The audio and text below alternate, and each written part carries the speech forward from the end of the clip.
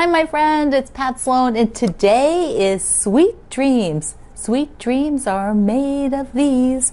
I can't sing, but if you go to my website today, when you do the download, I will link you over to the song, because now you can hear the song every Wednesday in your head or when you're making the block like I am. Okay, our first block is going to be this one, and our sweet dream is brownies.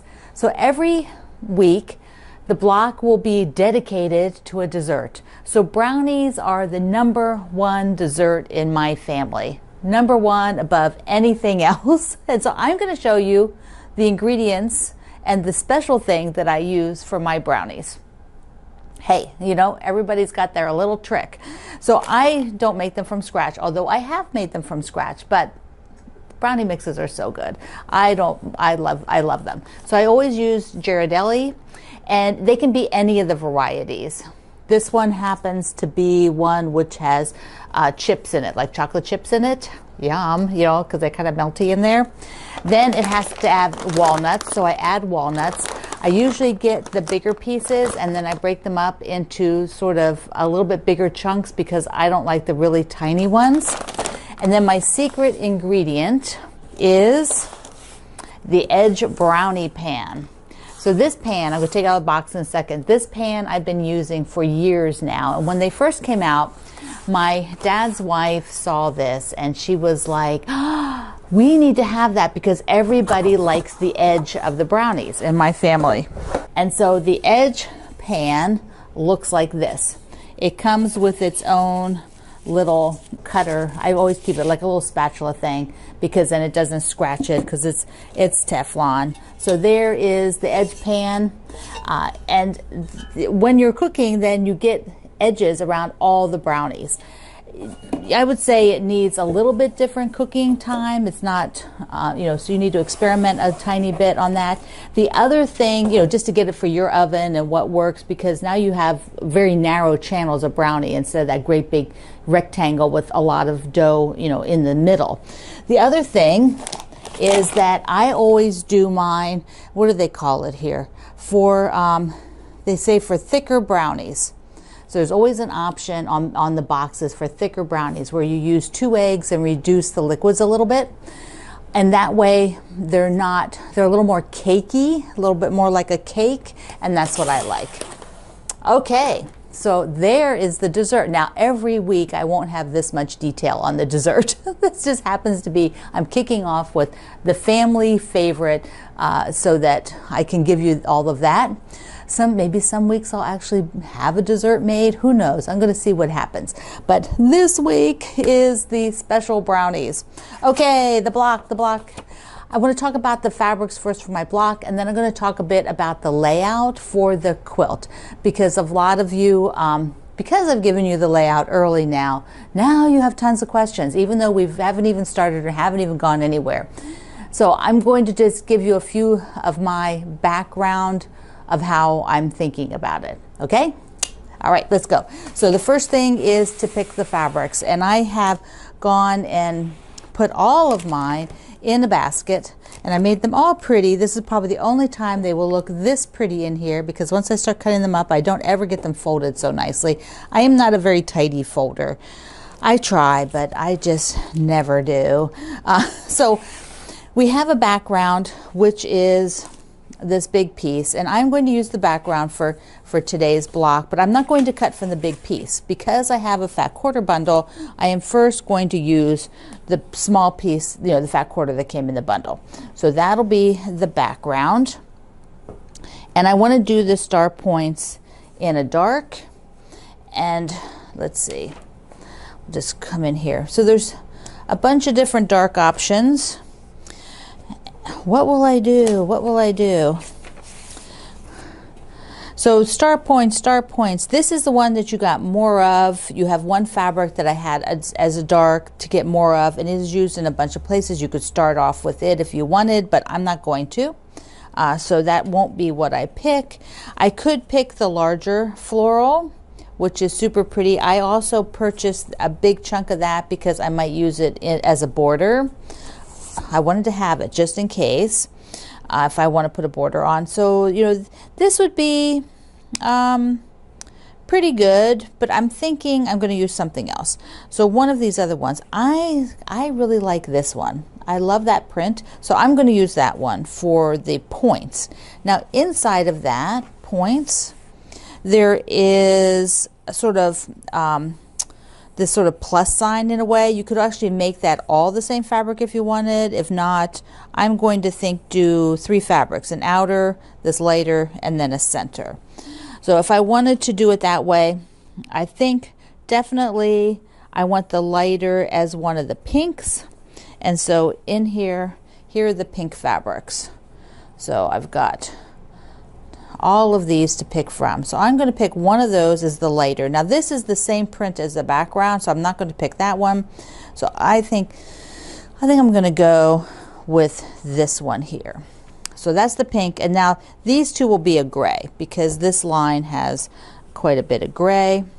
So I think the outer will be this gray, and then the very center I'm going to put this one, which has got pink in it.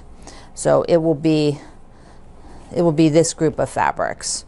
So I want you to note that because these are 9-inch blocks, the measurements are going to be not your 100% standard. I mean, there is no really standard measurement in quilting, but they're just going to be a little bit unique. So you're doing like 2-inch cutting 2-inch, cutting 2 3/4, that kind of a thing. So when I'm cutting, especially like 2 3/4, I want to cut something a little bit bigger off the chunk here of fabric and the fat quarter of it, and then I will go back and trim the other 2 sides.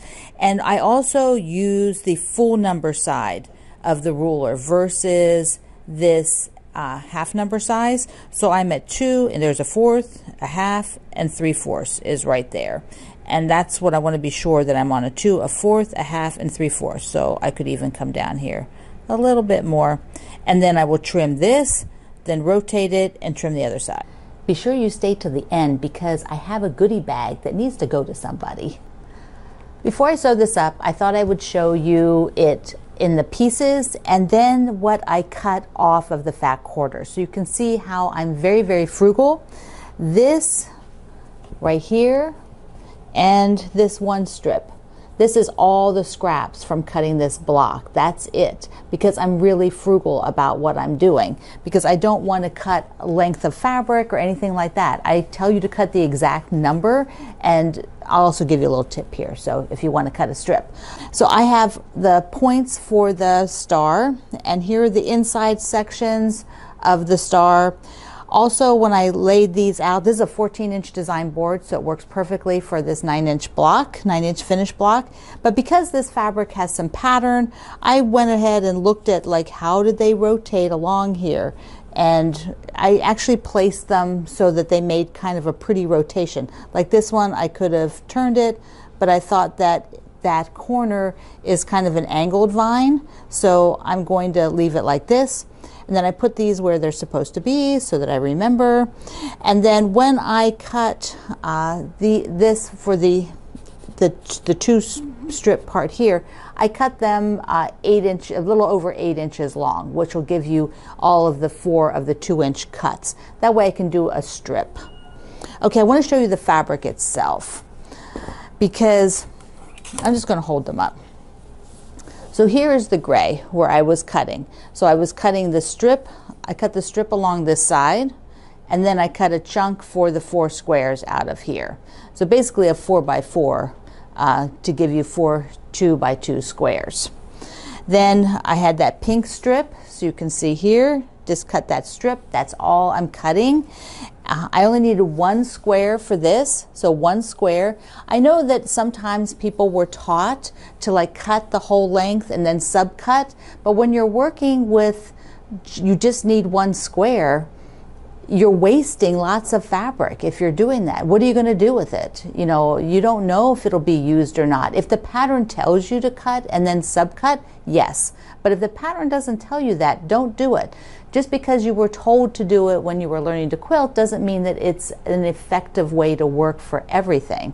It's often very ineffective and creates a lot of waste.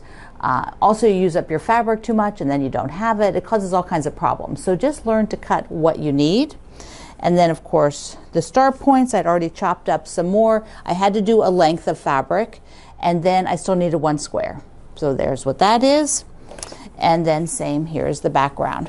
So this is what my fabric ended up looking like. So I wanted to show you that this time so you can, if you've never worked like this, you might try it, just cutting exactly what you need.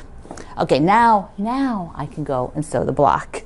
And here we go. Here's our brownies, the brownie block.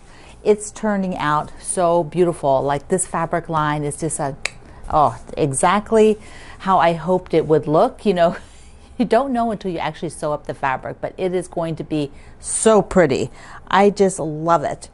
Okay, I want to show you a little bit about the layout and the fabrics so that for those of you who are looking at it and trying to figure out things which you don't know yet, so you can't figure it out. Well, first, before we look at the layout, this is the bonus use of the block. So like if you wanted to make a scrappy quilt, wouldn't this be cute? Make a whole bunch of scrappy blocks with blacks, grays, and pinks. Ah, that'd be so nice. Okay, that's your bonus for the pattern. Okay, here's the layout. Now I'm going to scroll in because there's a lot of mystery part in here.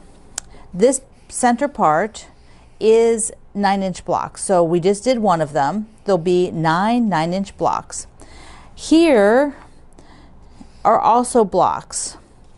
You know, you don't know what any of this stuff is because it's also blocks. And then these are blocks all along here.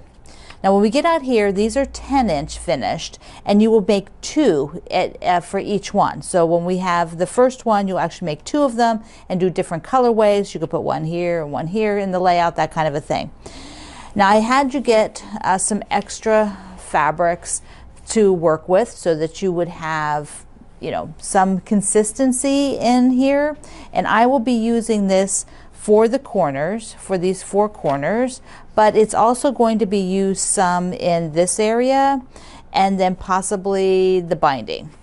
Now I have some extra pinks because I wanted to be able to have enough for some of the sashings. I'm going to decide as I go along whether they'll be pink, or this pink, or this pink. So that's kind of the thought process of where they will be. The sashings will be in the pink. And this will be used for these corners and for some of the blocks. So I hope that helps you a little bit in deciding, you know, when you're grabbing some fabric to use for this, how it's going to work. Okay, I have got 2 things. One is a mail call and some goodies, but before we do that, I want to see how many are in here. I have no idea. This is really not a lot. I mean, I did sew a lot of things, but I have a lot of thread, so I don't run off spools that much because I end up switching thread colors because I like to, and I tried to run off some spools. So when I dump this out,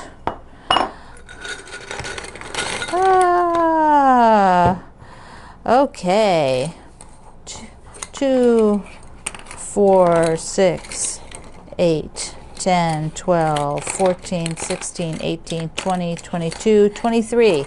So I have 23 spools that I used up. Now you can recycle these. You can just put them in your recycling. Some people like to wrap like ribbons or bindings around them to keep them tidy.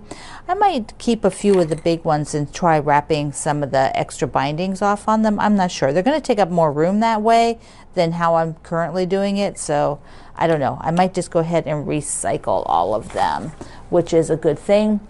If you have somebody like that does arts and crafts, like for a school or some sort of craft center place, they might find these useful. Try to find a way to use them so they can run ribbons through them and do fun stuff with the Orifol spools. Okay, that's pretty good. We're going to do a mail call now. This card is from Iris in Mississippi, and she also sent some edges. Look at the wording on there. That is, look, sew, make, quilt, color, thread. Yes, stitch at the end. I love it. Oh, stitch it up, it says. So cute. There, stitch it up. You could actually put that like on the edge of a I don't know, you could put it in a block. You could make it in our block today, those words. That would be cute. Thank you, Iris. And I have got from Barb in Missouri. Look at this. Look at those cute little gnome angels. And she sent me along some yummy Starbucks. Thank you. Thank you, thank you. And I have a card from Judy in Texas, and all of you have done just beautiful messages to me. I appreciate it so much. And Judy also sent me a Starbucks, so I will be using that. Mwah, mwah. Yes, yes, yes. All right, my friend, I have a goodie bag that'll go to somebody. And part of what's in the goodie bag are some fabrics from the pillow. This fabric line here, I've got a bunch of that, so that's in the goodie bag. And I wanted to show you the pillow up close. I did it in the walkthrough of my living room. I believe that was on Monday. I don't know. But this is a free pattern, and the link is at my website today. Again, if you want to download the pattern, it is so darn cute. Let me show you what's in the goodie bag. There's two parts. There we go. So there's some small stuff in here and some fabric in here. Okay, so this is just a bunch of different fabric with the Flurry collection. So there's two charm packs. So you could do one of my Oh My Stars, and then there's some extra fabric. I mean, it's just fabric that didn't get used by me. So I'm going to send it out to you, and then here's some of the extra from that sweater block. So I think somebody's going to enjoy making that up. And then this tote, you know, caution sharp objects. And then inside of here is one of the Stash and Stores. These are so fabulous. I use them for everything. I have this actually on my tabletop here, and I put my rulers in it like that. I have got is this a pin or no? It's a needle minder, so it's the magnet. So I've got that guy for you, some Aurifil thread, a set of really cute notebooks, because you know it's beginning of the year, you want to take some notes. And then we sewed this up last year, and so I have an extra copy, and this will go out to somebody if you wanted to make it. So okay, so what do? You have to go to my website today and tell me if you like brownies or they're not your favorite, because you know we're on the brownies today. So we're going to keep on a brownie theme. Tell me about your brownies, if you like them or you don't like them. You can say you don't like them, but only do this at my website, not at my Facebook group, because I'll just delete those posts. So they have to go over to my website. And if you have a favorite brownie recipe you want to share, you could share it there at my website. Or tell me the ingredients you like do you like walnuts, not like walnuts, you know, those kind of things. So here's the block for today, and I wanted to show you, this is the waist. This is the only waist I had.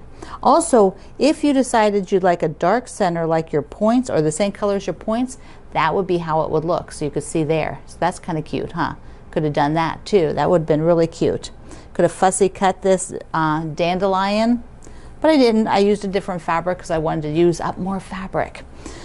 Okay, my friend, we're kicking off Sweet Dreams. This is our first block. It's going to be so much fun. I love you. Mwah. See you online.